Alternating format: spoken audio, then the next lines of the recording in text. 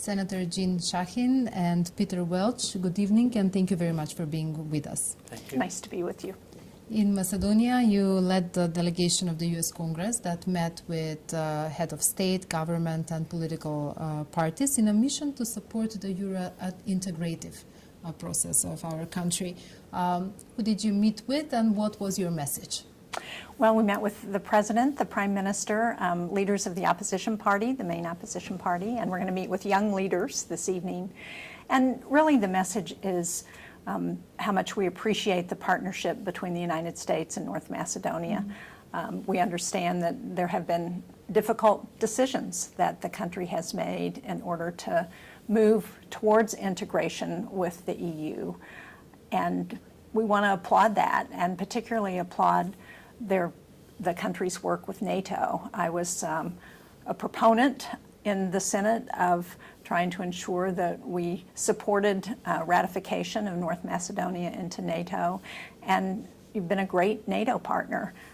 You've really stepped up on supporting Ukraine during this unprovoked war with Russia.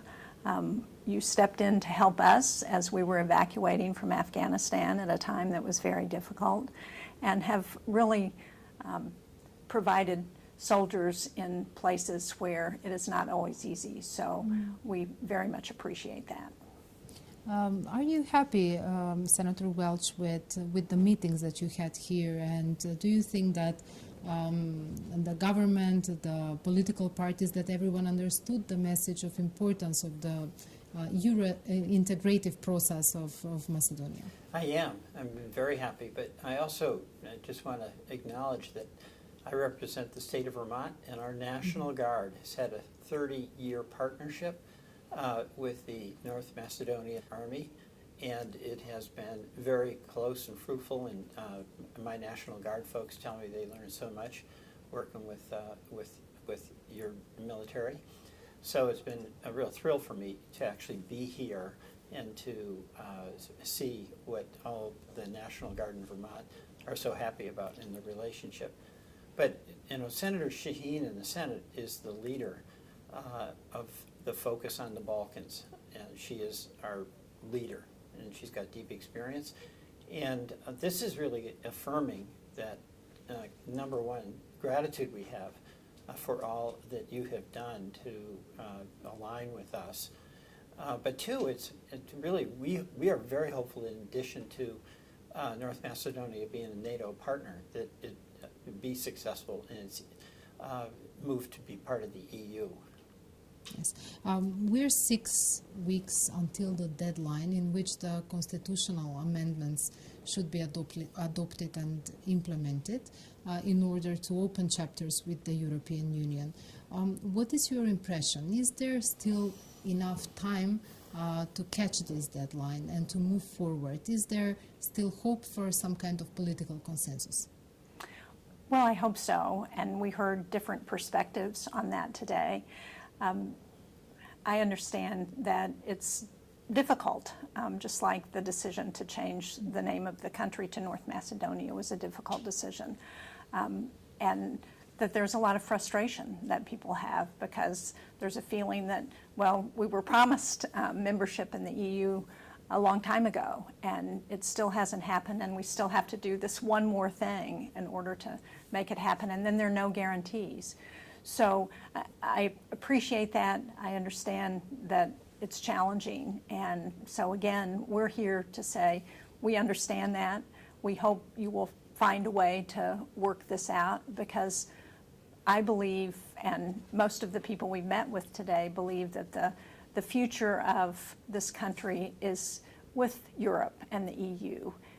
The economic prosperity that comes with joining the EU, the future of your young people as you think about the challenges of keeping young people in the country and making sure they have opportunities in the future, that all of that has a brighter path if you're a member of the EU.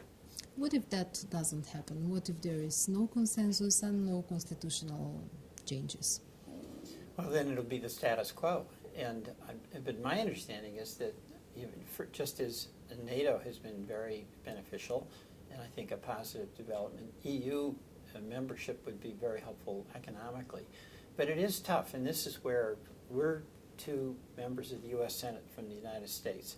We can't be making decisions. We have to respect the challenges that the people in North Macedonia are facing. And this is there's some tough obstacles that have been put there. We sympathize with the really bravery it took for the people here to change the name of the country. That'd be a hard ask anywhere else. So we're here with enormous respect for the citizens, but we also have a strong opinion that it would be beneficial for North Macedonia to be part of the EU in the long run. What I think probably has been said also to you, that has been said publicly a lot of times, is the fear that the oppositional political parties have that this is not going to be the last request, and that there will be more and more requests from the Bulgarian side and more obstacles on the EU integration path that are not connected to the EU reform agenda. Are the United States also talking to Bulgaria? Is there some kind of a dialogue also with the EU so that people here can feel more secure that this is maybe the last tough decision that we are supposed to make? Well, as you know, the United States is not a member of the EU, and sadly we don't tell them what to do, much as I would like to on some occasions.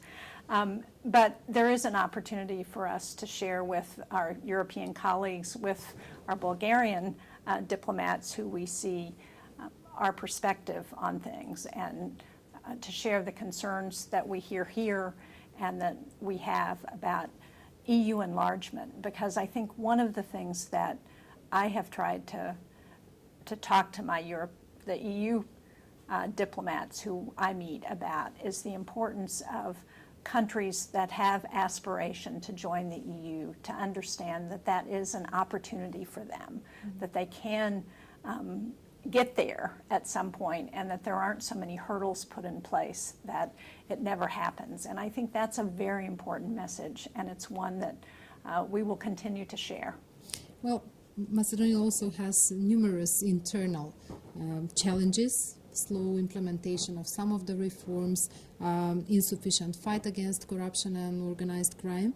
In such a context, can constitutional amendments be considered to be the only or the biggest obstacle on the European integration path? Well, every country has internal challenges that it has to overcome, whether it's trying to get into the European Union or not. I mean, the United States, we have our challenges. Right now, our House of Representatives doesn't have a Speaker of the House, and we can't act without that.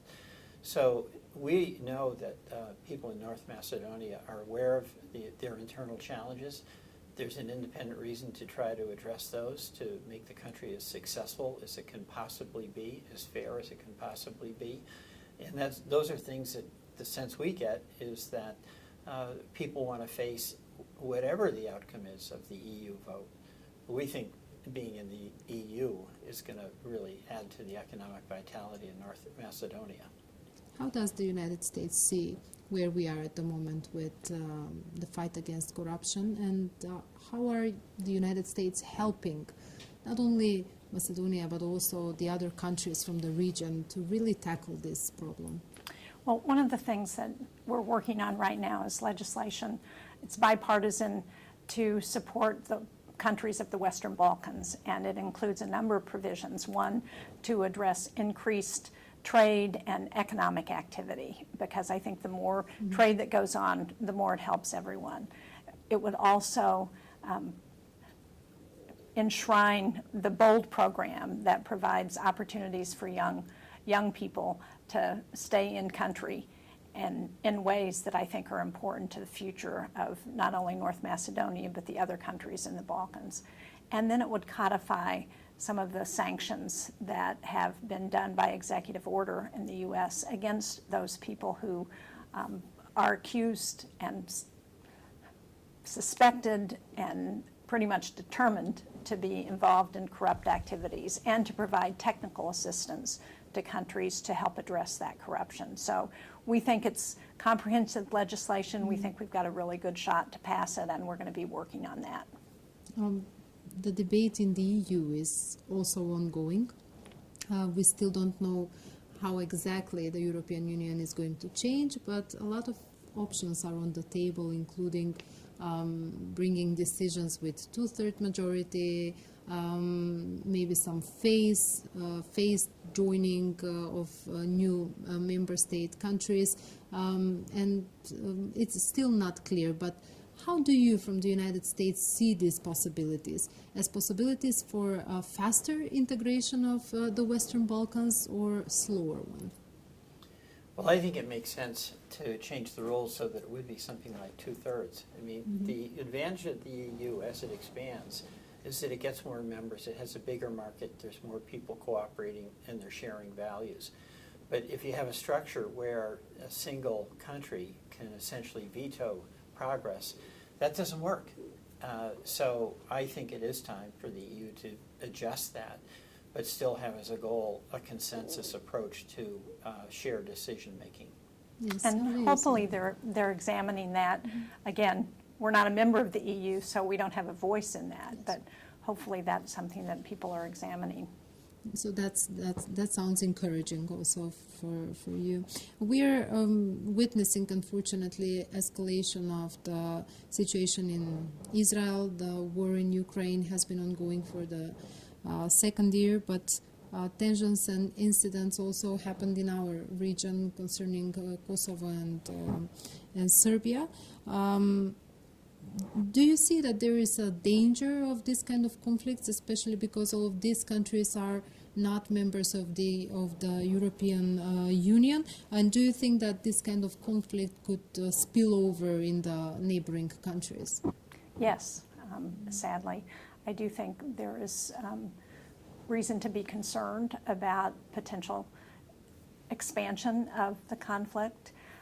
It's one of the reasons why having North Macedonia as a NATO member is important, because there is some security there when you have action like Vladimir Putin has taken in Ukraine. And it's one reason that we're here in the region. Tomorrow we're going to be going to Pristina and meeting with leadership, Prime Minister Kurdi and President Osmani, to share with them both our support for Kosovo, but our concerns that those people who have perpetrated incidents on the border be held accountable. Well, thank you so much for your visit to our country, and also for giving us this opportunity to discuss your positions. Thank you very much. So nice to talk to you.